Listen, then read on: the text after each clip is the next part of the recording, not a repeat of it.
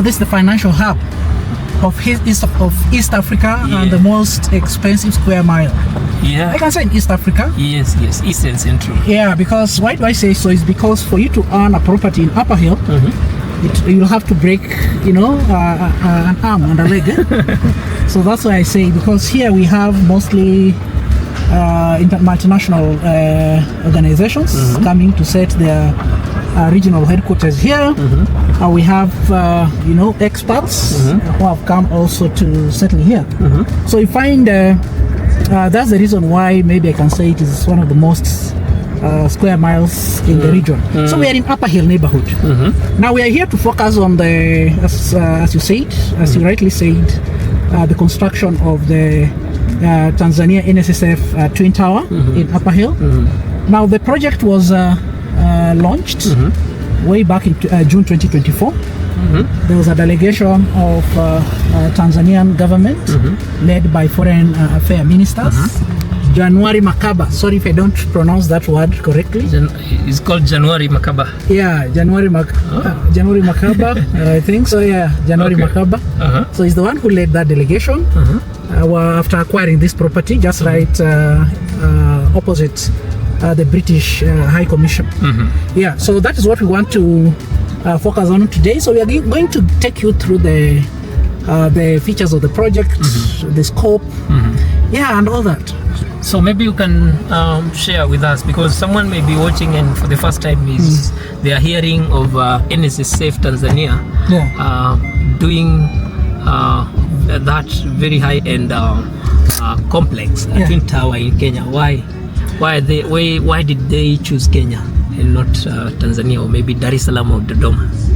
Okay, of course they have the NSSF Tanzania, which is in Dar es Salaam, and it is one of a strategy the Tanzanian government has employed to construct their own I can say their own buildings all over the continent of Africa. That is what they aim. That is their main objective. To try and to have, instead of maybe having an embassy or a foreign mission, they are forced maybe to rent, to have to, to maybe pay rent.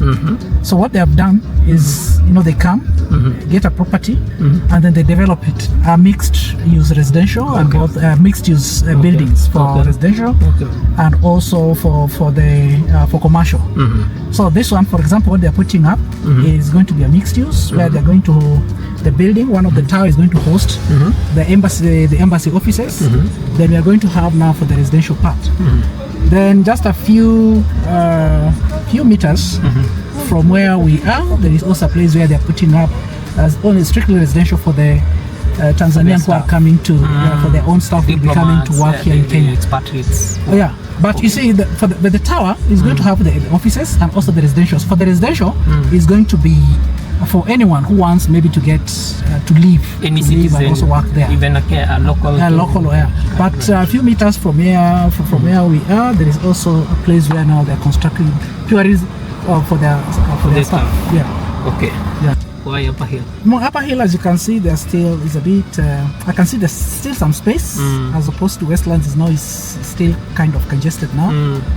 But you see, Upper Hill is a commercial district that is still developing.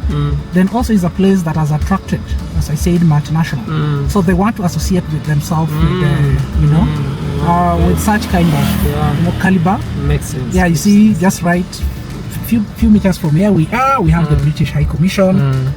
We have, these big financial entities like the Britam Towers, the UAP Old Mutual. So of course they would want to associate themselves with such kind of neighborhood. Makes sense. Yeah. But now we've seen Kenya is also doing. There is a tower that is being built in the CBD. Yeah, there is a tower that is being constructed. That is the NSSF Kenya Twin Tower that is being constructed. And is fully funded by the NSSF Kenya, because you see they are breaking from the usual tradition where they used to keep our savings and maybe just do a real estate with our savings. But now they are now venturing into more development by now putting up such kind of billion shillings investment. Actually, it is worth about 30 billion Kenyan shillings. So yeah, so it's also going to be a mixed-use tower. So one of the tower is about 60 meters high, 60 floors. It's a 60-story. That will be the tallest. Yeah, 60-story. That is about 260 meters high, tall. Then you're going to have another tower that is about 35 floors, about 145 meters high. Now, it's the same. It's going to be a mixed use for residential. We're going to have a residential tower and also the one that is going to host now the NSSF offices and also offices for the government offices, also private. Okay. Yeah. So what does that tell an ordinary Kenyan or anyone who is maybe out of the country, is a Kenyan, or anyone interested in investing in Kenya, specifically Nairobi or even Mombasa? What does that mean when you see a neighbor country venturing into constructing such a massive mixed-use development in the heart of the city? Yeah, you see, as I said, Nairobi is a commercial hub in the sense that we have financial entities setting their bases here, and it's because it is strategically positioned. If you want to access the East African market, Kenya is sitting in a strategic position. There's no way you can ignore Kenya. Yeah, you cannot ignore Kenya in terms of also logistics. Yeah. Now, the reason why is because of high demand. For example, those who are in real estates. Yeah, so that's why you find like the Chinese are coming with a lot of money because they have already find out that there is need for housing in the country, and that's why you see they are injecting billions and billions of Kenyan shillings into the market. If you go to the upmarket area like Kilimani, Lavington, Kileleshwa, you find those high-end apartments are all by them.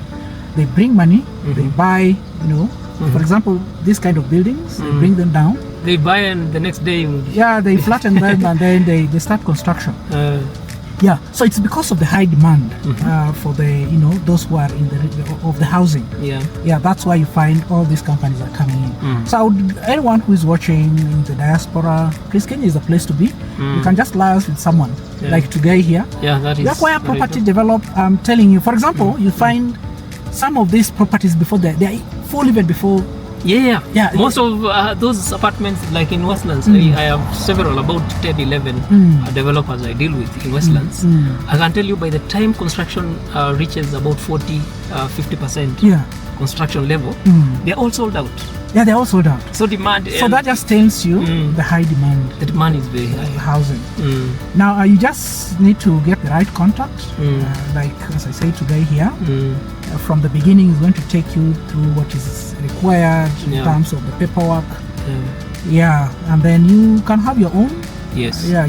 I'm very excited about what is popping up in Nairobi, because I can tell you every day, in case we have people, I've interacted with individuals who have been out of the country for 3 months, and when they come back, they're telling you, Kenya, Nairobi is changed. So thank you very much for taking us through this project by the Tanzanian government. Yeah, thank you. Yeah, and maybe if you don't mind, who is the contractor for this project? It's called CRJE. CRJE is one of it's among the subsidiaries under the CCCC. As I said, CCC have companies built under it. CRBC, Kale Company. So these are sister companies below CCC, because CCCC, as I said, is owned by the government of China. Yeah, so you find CRJE is majorly on real estate. Yeah, they're just doing purely real estate. So you find most of the these apartments in Upper Hill, Kileleshwa, Kilimani. I think we find time we'll drive around and we sample out a few so that you see what they're doing. And also we have a few in Westlands, just behind, right behind the GTC. That's what the GTC Center. Yeah, there is another twin. Yeah, I've seen it. That it's done by the same company. Oh, I've seen it. I was there last week. I saw. Is it the buildings with blue? Yeah, that's nets for safety. Okay. Yeah, it's the same. It's called the Gross Feno. Okay. So I think that is the reason why these guys are coming. And there's a lot of money that is being poured in. That's why you see the city is growing every day. When you turn left, right, you see a project is coming up, constructions are doing. So it is incumbent upon our government also to work on the infrastructure, what is the called roads. what is called the horizontal infrastructure. Yes. Yeah, that is the roads, the drainage system.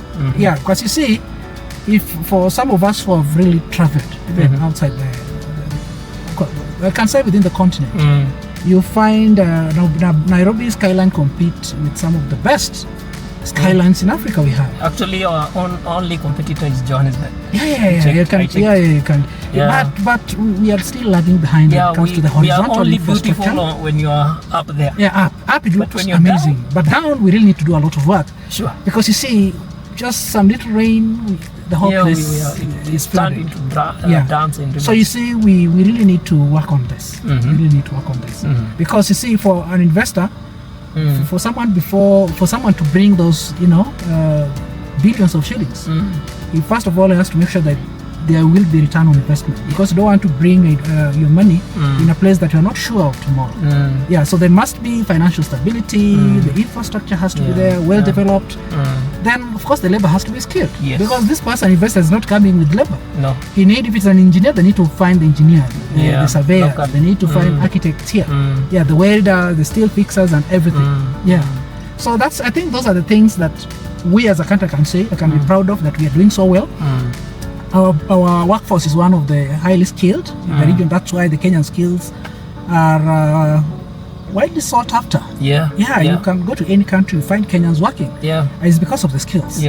Then also you find these guys, the stability, we might have a political difference, but we've never pushed ourselves up to the brink of collapse. We can have a political difference, but usually solve them. There's a limit. There is a limit that we usually get to. So that's, I think, political stability is also very important for an investor.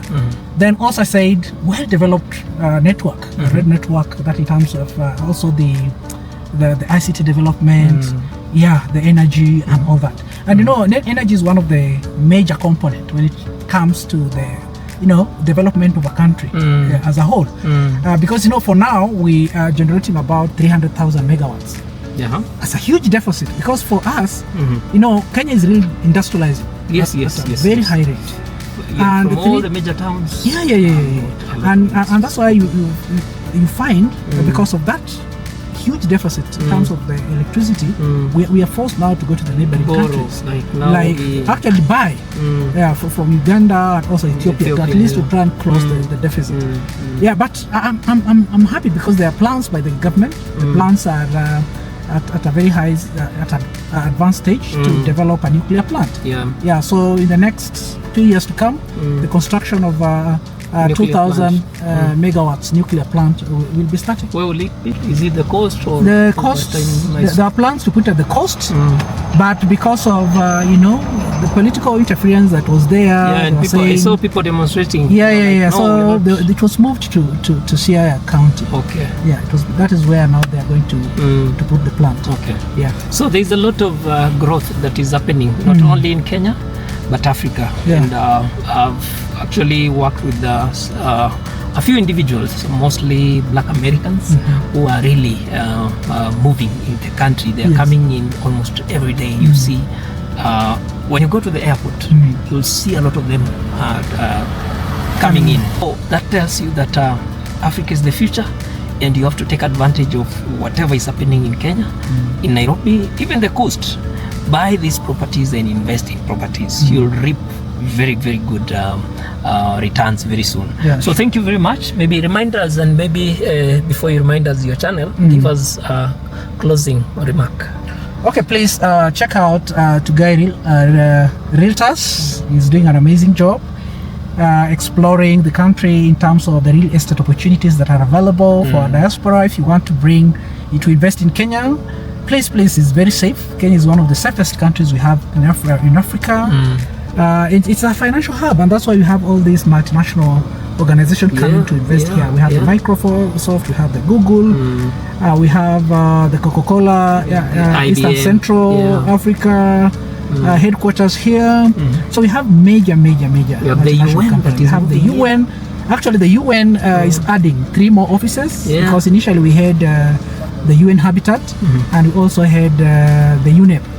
Those are the only UN offices that have always been here for the last close to 40 years. But now we have 3 more UN offices coming. We have the UN Women and 2 other UN offices. So you see, it is also a diplomatic hub. Yeah, it's a diplomatic hub. And that's why you find you know, people from all walks of the world. They're here. Not coming only to work and live, but also to invest. Yeah. And I see a lot of people saying, okay, and you come across them the post online that Kenya is the capital of Africa. But now, when you think of what that means, it doesn't mean that Kenya is the best country in Africa. No. We have our own issues, but we can't say we are not the best because safety is one of the most paramount thing in life. So Kenya is very safe. And the reason why you see people saying, mentioning that Kenya is the capital of Africa is because of one thing. We have a lot of people from all walks of life. People from all corners of the world are here. You come here, you'll see an Ethiopian, you'll see a Somali, you'll see a British, you'll see an American, you'll see an Arab. So it has almost every nationality. And that is why we are called the capital of Africa, because you'll meet a Liberian or a Cameroonian here. So take advantage, invest in Kenya, do more research. If you are stuck, or maybe you need someone who can help you in terms of research in real estate and of course investments, give us a call. He does infrastructure, but soon you'll be seeing him do real estate. So he's one of the most trusted guy I can recommend you to. Please, when you get to Nairobi, don't get stuck. Give us a call. We'll be waiting. Thank you very much. So his channel is Turning Point Africa. Go and subscribe. It does very good content. Exactly. Please subscribe to Turning Point Africa family. Be part of us. As I said, we do infrastructure, that is roads, bridges, rails, and real estate. So please give a visit, give us a subscription. We really appreciate. Remember also to subscribe to Gay. Real estate is just an amazing guy, doing very fantastic work. Please, a guy I can put your money where your mouth is. You can put, So he's a guy we really trust. He's exposing our country in a very good light, highlighting some of the opportunities in terms of real estate. So please give him a subscribe, like, and share his channel. Thank you, guys. Thank you. See you next time. Thank you very much. God bless you.